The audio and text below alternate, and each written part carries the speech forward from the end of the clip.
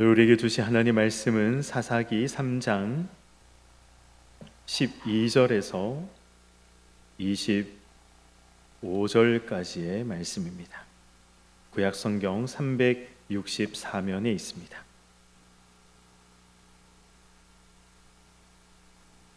사사기 3장 우리 12절에서 25절까지의 말씀 교독하도록 하겠습니다. 이스라엘 자손이 또 여호와의 목전에 악을 행하니라. 이스라엘 자손이 여호와의 목전에 악을 행함으로 여호와께서 모압 왕 에글론을 강성하게 하사 그들을 대적하게 하시매 에글론이 암몬과 아말렉 자손들을 모아 가지고 와서 이스라엘을 쳐서 종려나무 성읍을 점령한지라. 이에 이스라엘 자손이 모압 왕 에글론을 18해 동안 섬기니라. 이스라엘 자손이 여호와께 부르짖음에 여호와께서 그들을 위하여 한 구원자를 세우셨으니 그는 곧 베냐민 사람 게라의 아들 왼손잡이 에웃이라. 이스라엘 자손이 그를 통하여 모압 왕 에글론에게 공물을 바칠 때에 에웃이 길이가 한 규빗 되는 좌우의 날성 칼을 만들어 그의 오른쪽 허벅지 옷 속에 차고 공물을 모압 왕 에글론에게 바쳤는데 에글론은 매우 비둔한 자였더라. 에웃이 곡물 바치기를 마친 후에 곡물을 메고 온 자들을 보내고 자기는 길갈 근처 돌 뜨는 곳에서부터 돌아와서 이르되 왕이여 내가 은밀한 일을 왕에게 아뢰려 하나이다 하니 왕이 명령하여 조용히 하라 하매 모셔 선 자들이 다 물러간지라. 에웃이 그에게로 들어가니 왕은 서늘한 다락방에 홀로 앉아 있는 중이라. 에웃이 이르되 내가 하나님의 명령을 받들어 왕에게 아뢰 일이 있나이다 하매 왕이 그의 좌석에서 일어나니 에웃이 왼손을 뻗쳐 그의 오른쪽 허벅지 위에서 칼을 빼어 왕의 몸을 찌르매 칼자루도 나를 따라 들어가서 그 끝이 등 뒤까지 나갔고 그가 칼을 그의 등에서 빼내지 아니하였으므로 기름이 칼날에 엉겼더라. 에웃이 현관에 나와서 다락문들을 뒤에서 닫아 잠그니라. 에웃이 나간 후에 왕의 신하들이 들어와서 다락문들이 잠겼음을 보고 이르되 왕이 분명히 서늘한 방에서 그의 발을 가리우신다 하고 그들이 오래 기다려도 왕이 다락문들을 열지 아니하는지라. 열쇠를 가지고 열어본즉 그들의 군주가 이미 땅에 엎드러져 죽었더라. 아멘. 네, 우리 좌우에 있는 분들에게 이렇게 인사 한번 하도록 하겠습니다. 감기 조심하세요. 네, 네, 네. 웬 온열에 감기를 조심하라고 하느냐라고 하셔서 웃으시는 것 같은데 제가 오늘 많은 분들과 통화를 했는데 의외로 많은 분들이 감기에 걸리셨더라고요. 그래서 저만 감기 걸린 게 아니었구나. 그래서 지금 감기로 또 이 목에 잠기시고 고생하시는 분들이 많으신 것 같은데 건강 조심하시기를. 그래서 또 어느 해보다 무덥다고 하고 또 비도 많이 오는 그런 여름이라고 하는데 건강 조심하시는 그런 우리 여름의 시작이 되시기를 소망합니다. 우리 지난 시간 우리는 우리 이스라엘의 첫 번째 사사인 이 온니엘에 대해서 우리가 함께 살펴보았습니다. 하나님께서 온니엘을 이스라엘의 첫 번째 사사로 세우셔서 누구의 압제로부터 이스라엘 백성들을 구원해 내셨다라고 말씀을 하고 있습니까? 메소포타미아의 구산 리사다임으로부터 그들을 건져내셨다라고 말씀을 하고 있습니다. 그리고 이 온니엘이 사사로 있는 동안 이스라엘은 40년 동안 이 태평한 그러한 이제 시간을 보냈다라고 성경이 기록을 하고 있죠. 이 온니엘이 죽자 이스라엘이 또 무슨 짓을 저지릅니까? 12절을 보시면 이스라엘 자손이 또 여호와의 목전에 악을 행했다라고 오늘 성경은 기록하고 있습니다. 이 성경이 말씀하는 이 악이란 어떤 것을 말씀하는 것일까요? 성경이 말씀하는 이 악이라는 것은 다른 것이 아니라 바로 이 바알과 아사라를 섬기는 이 우상을 섬기는 그러한 악을 이야기하는 것입니다. 이스라엘은 온니엘의 통치 아래 이 잠시 멈추었던 우상 숭배를 온니엘이 죽자 다시 이제 우상 숭배를 시작하기 했던 것이죠. 고난 가운데 구원해 주신 하나님 살려달라고 부르짖었더니 자신들을 구원해 주신 하나님의 그 은혜를 온니엘이 죽자 다시 망각하고 우상을 섬기기 시작했던 것입니다. 그래서 하나님은 이번에는 이 모압 왕 에글론을 통해서 이 이스라엘을 징계하기 시작하셨습니다. 오늘 본문 12절의 말씀을 한번 보도록 하겠습니다. 이스라엘 자손이 또 여호와의 목전에 악을 행하니라. 이스라엘 자손이 여호와의 목전에 악을 행함으로 여호와께서 모압 왕 에글론을 강성하게 하사 그들을 대적하게 하시매라고 말씀하고 있습니다. 이 모압 왕 에글론을 강성하게 하셨다라고 하고 있죠. 누가 모압 왕 에글론을 강성하게 했다라고 말씀하고 있습니까? 맞습니다. 여호와께서, 하나님께서 모압 왕 에글론을 강성하게 하셨다라고 말씀하고 있는 거죠. 하나님은 이스라엘 백성들을 징계하는 도구로 에글론 왕을, 모압 민족을 선택하셨습니다. 그리고 그들을 강성하게 하셨던 것이죠. 하나님께서 이방 민족을 강성하게 하셔서 이스라엘 백성들을 징계하신 것은 오늘 이 사사기 3장에 나오는 이 내용뿐만 아니라 사실 성경에 보면 수없이 많은 곳에서 이러한 내용들이 등장하고 있습니다. 가장 대표적인 나라가 바로 바벨론과 아수르죠. 남유다가 하나님 앞에 악을 행하자 하나님은 이 바벨론이라는 나라를 통해서 남유다를 멸망시키십니다. 북이스라엘이 하나님 앞에 악을 행하자 하나님은 아수르라는 나라를 통해서 이방 민족을 통해서 그들을 멸망시키십니다. 이러한 사실들이 하나님께서 이방 민족을 사용하셔서 하나님의 백성들을 징계하셨다라는 성경의 이러한 사실들이 오늘 우리에게 주시는 말씀이 무엇입니까? 우리 대적이 강하게 되는 일은 결코 우연이 아니라는 것입니다. 거기에는 우리의 잘못을 징계하시려는 하나님의 섭리가 그 안에 내재되어 있다라는 것을 성경이 우리에게 말씀하고 있는 것이죠. 그러므로 우리는 우리의 대적이 강해질 때, 북한이 강성해지고 그리고 우리를 노리는 그러한 국가들이 강성해질 때 우리는 우리의 모습, 나의 모습을 돌아보고 회개하며 하나님 앞에 나아가야 하는 것입니다. 그렇지 않으면 우리의 대적이 하나님의 징계의 막대기가 되어서 우리를 치는 것입니다. 하나님께서 자기 백성을 징계하시기 위해서 사용하신 이 징계의 막대기는 목적이 다하면 하나님께서 또 꺾으신다는 사실을 우리는 알 수 있습니다. 마치 부모가 잘못한 자녀를 징계하기 위해서 회초리를 들지만 그러나 징계가 끝나면 그 회초리를 꺾어버리는 것처럼 하나님께서 징계를 하시기 위해서 사용하신 이방 민족들을 징계가 끝나면 그 이방 민족들을 역시 벌하신다라는 것을 우리는 알 수 있습니다. 우리가 하나님의 징계를 받아서 이 불의한 자들로 인해서 우리가 고난을 받을 때가 있다면 가장 중요한 것은 빨리 하나님 앞에 돌아오는 것입니다. 회개해서 돌이키는 것입니다. 회개하고 잘못해서 돌이켜서 하나님의 징계가 그치도록 하는 것, 이것이 가장 중요한 것이죠. 그리고 우리가 기억해야 할 사실은 하나님의 징계가 끝나면 하나님은 반드시 불의한 자들을 심판하신다는 것입니다.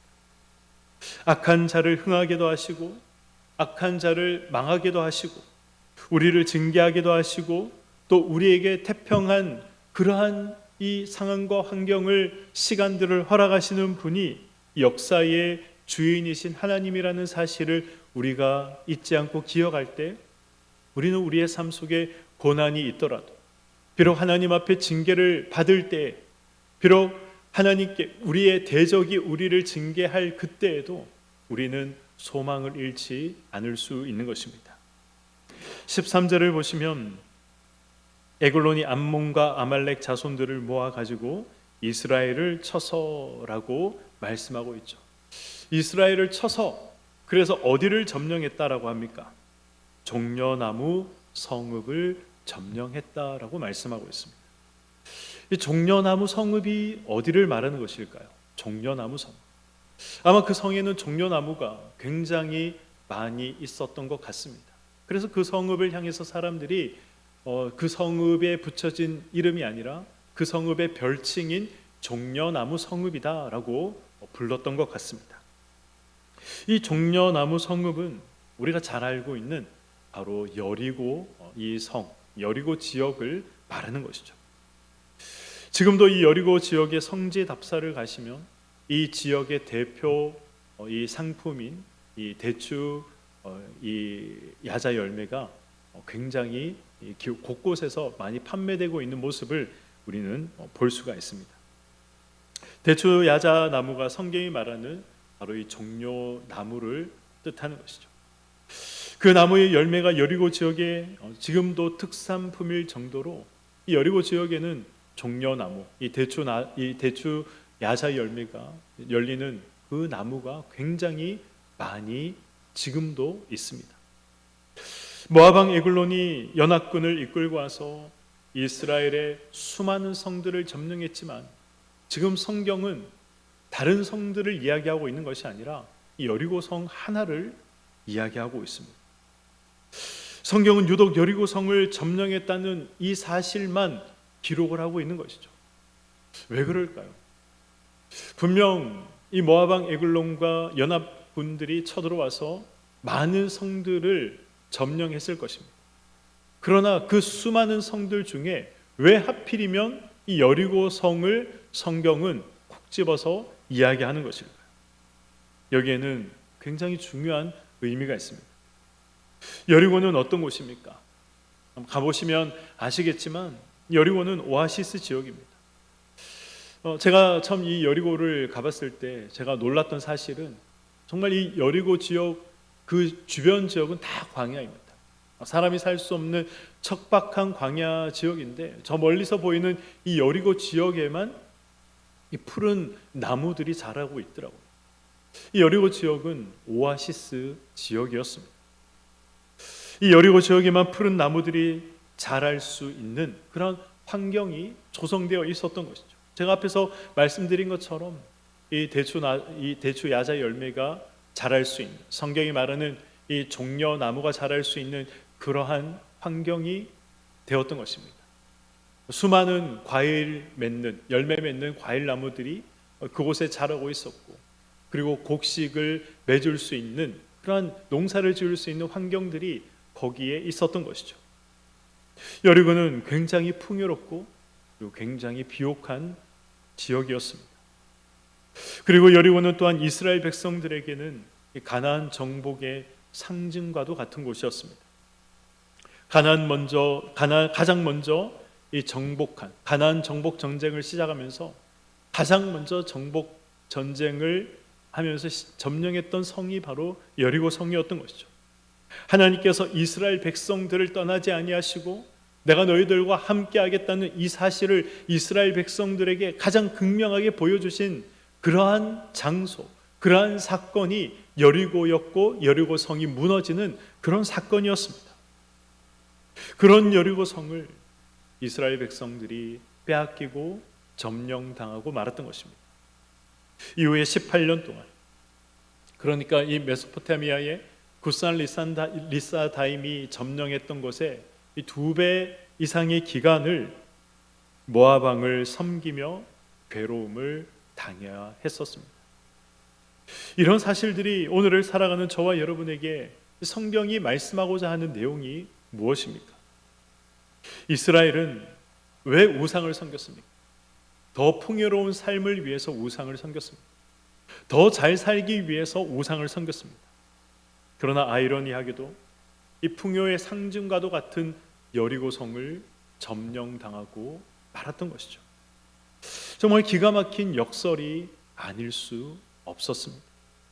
우리도 그렇다는 것입니다. 물론 우리가 다른 신상 앞에 절하지 않습니다. 우리가 종교란에 기독교라고 우리는 적습니다. 그러나 더 풍요로운 삶을 위해서 우리는 하나님을 등질 때가 있지 않습니까? 하나님이 기뻐하시지 않는 선택을 우리도 하며 살아갈 때가 있지 않습니까? 이 모든 모습들이 더 풍요로운 삶을 위해서 우상을 선택하며 우상 앞에 절하며 살아갔던 이스라엘 백성들의 모습과 별반 다르지 않다는 것입니다. 성경에는 많은 역설들이 등장합니다. 그중 대표적인 것이 세상을 얻고자 하나님을 버리면 모든 것을 잃게 된다는 것입니다. 그러나 하나님을 위해서 세상을 버리면 오히려 모든 것을 얻게 된다라는 것입니다. 가룟 유다를 보시기 바랍니다. 세상의 조그마한 이익을 위해서 예수 그리스도를 팔았지 않습니까? 그러나 그가 얻은 것이 무엇입니까? 그는 사실 얻은 것이 없습니다. 그가 예수를 팔고 받았던 돈마저 얻지 못했습니다. 영생마저 얻지 못했습니다. 그러나 사도 바울은 주님을 위해서 모든 것을 배설물로 여긴다라고 이야기했습니다. 자신이 가졌던 학벌, 자신이 가졌던 가문들, 그런 모든 것들을 배설물로 여겼습니다. 그럼에도 불구하고 세상 그 누구도 가질 수 없는 영광의 자리에 갔던 사람이 바로 사도 바울이었습니다. 세상을 얻고자 하나님을 버리면 모든 것을 잃지만 하나님을 얻고자 세상을 버리면 모든 것을 얻게 된다라는 이 사실을 우리는 반드시 기억해야 할 것입니다. 에글론의 압제에 시달린 이스라엘은 이번에도 하나님을 향해서 어떻게 합니까? 살려달라라고 외치기 시작합니다. 그래서 하나님이 어떻게 하십니까? 베냐민 지파 출신의 에훗을 이제 이스라엘 백성들의 두 번째 사사로 하나님께서 세우십니다. 에훗은 모압 왕 에글론에게 그래서 공물을 바치기 위해서 그에게 갔다라고 오늘 사사기 3장을 보시면 기록을 하고 있죠. 에훗이 공물을 바치고 나온 후에 다시 이 에글론 왕에게 찾아갑니다. 그리고 에글론에게 하나님의 이 명령을, 하나님의 말씀을 은밀히 왕에게 아뢰고 싶다라고 이야기를 하며 왕에게 나가는 장면이 기록이 되어 있습니다. 그렇게 이야기를 하자 왕이 주변에 있는 신하들을 다 물리게 됩니다. 이제 에훗과 에글론 단 두 사람만 남게 되죠. 이때 에훗이 이 오른쪽 허벅지에 숨겨두었던 칼을 꺼내어서 왼손으로 오른쪽 허벅지 손에 숨겨두었던 칼을 꺼내어서 에글론을 찔렀습니다.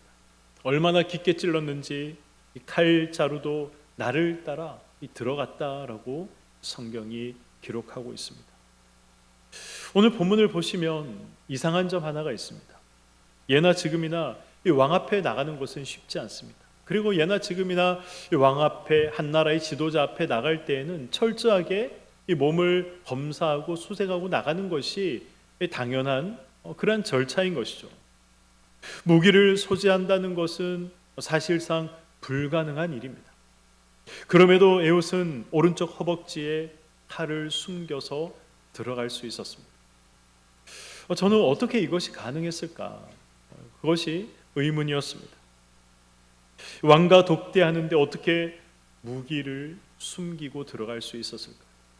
철저하게 그 당시에도 몸을 다 검사했을 텐데 어떻게 이 경비병들이 몸을 샅샅이 그렇게 검사하는 그런 과정들을 통과하고 무기를 숨기고 왕 앞에 갈 수 있었을까? 그것이 궁금하지 않으십니까? 어느 신학자는 에훗과 왕이 독대할 수 있을 정도로 굉장히 친했기 때문에 그것이 가능했을 것이다 라는 말을 하는 신학자도 있었습니다. 어느 목사님은 이 에훗이 왼손잡이라는 사실을 경비병들이 알았기 때문에 왼손잡이니까 그래서 이제 이 오른손을 사용하지 못하니까 그래서 이러한 사실들 왼손잡이 그리고 오른손을 사용하지 못하니까 이 몸을 수색할 때에 그래서 그의 이 허벅지를 검사할 때 왼쪽 허벅지만 검사했을 것이다. 그런 이제 이야기들을 하기도 하는 분도 계셨습니다. 그러나 이 모든 것은 따지고 보면 다 말이 안 됩니다. 검사할 때 뭐 장애를 따져서 검사만 하겠습니까? 몸을 다 검사를 하는 것이죠. 이 모든 궁금증들을 풀어줄 수 있는 것은 이 에웃이 왼손잡이라는 말의 원어적인 의미에 있었습니다. 왼손잡이라는 말의 원어적인 의미는 이 오른손이 제구실을 하지 못하는 사람. 그러니까 우리가 일반적으로 알고 있는 그런 왼손잡이가 아닌 것이죠. 오른손에 장애가 있어서 아예 오른손을 사용할 수 없는 사람이었습니다. 그래서 어쩔 수 없이 왼손만 사용할 수밖에 없었던 사람, 그런 의미로 성경은 에웃을 향해서 왼손잡이라고 사용하고 있는 것이죠. 에웃은 오른손에 장애가 있었습니다. 그래서 왼손만 사용할 수 있었죠. 한 손을 사용 못하는, 그것도 이 오른손을 사용 못하는 사람이 얼마나 위협이 됐겠습니까? 왕 스스로도 에웃은 아무 위협이 되지 않는다 생각했을 것입니다.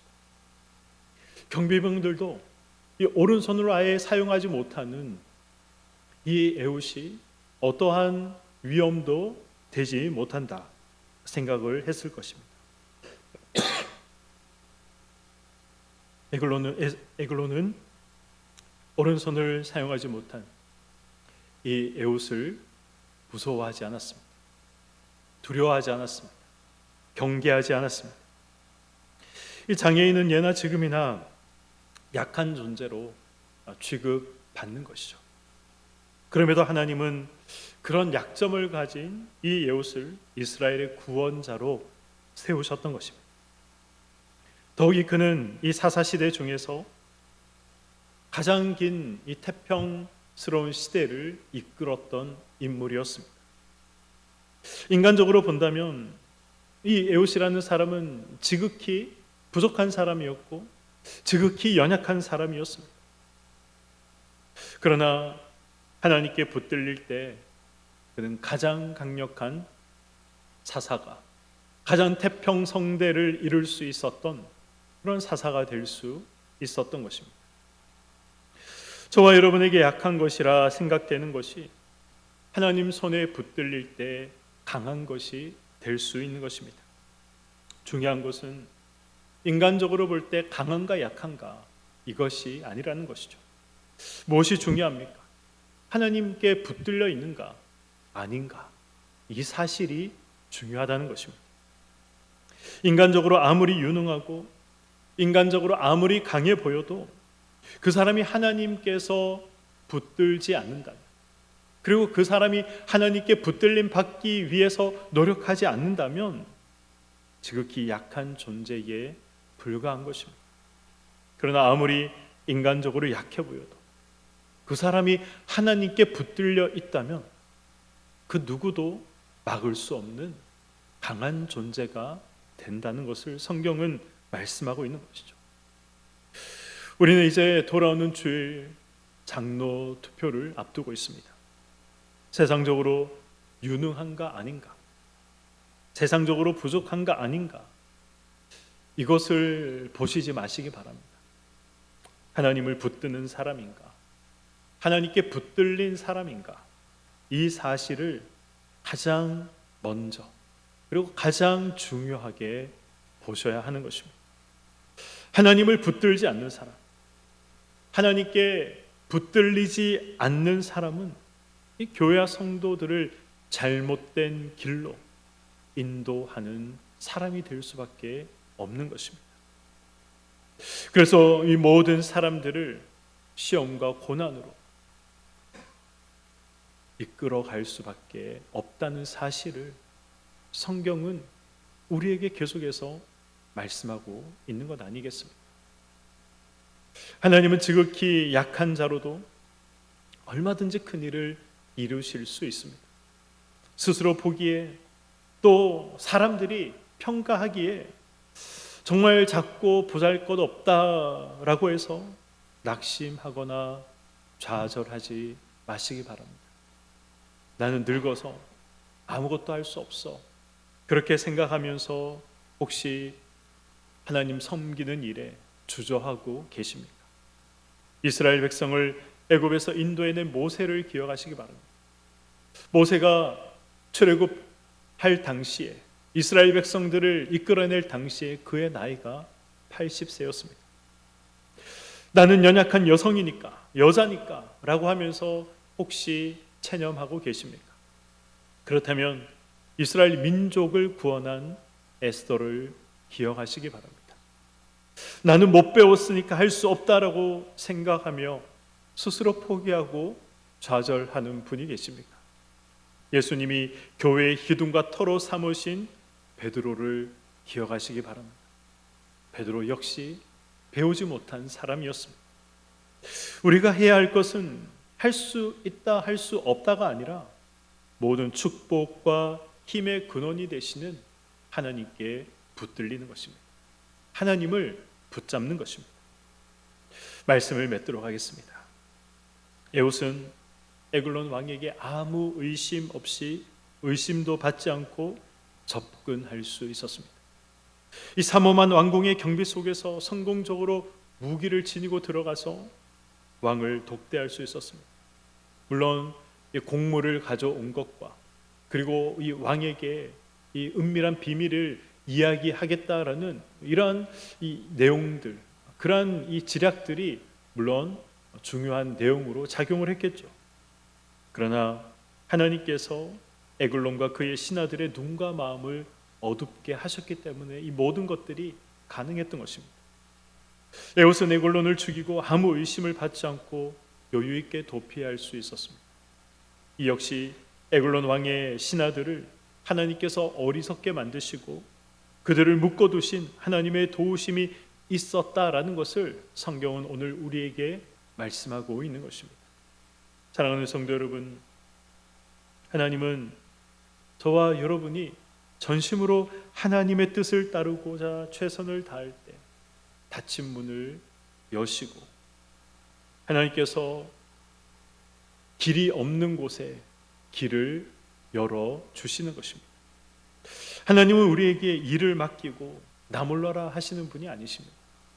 하나님께서 우리에게 사명을 주시고 네가 알아서 잘해봐라 하시면서 뒷짐만 지고 계시는 분이 아니십니다.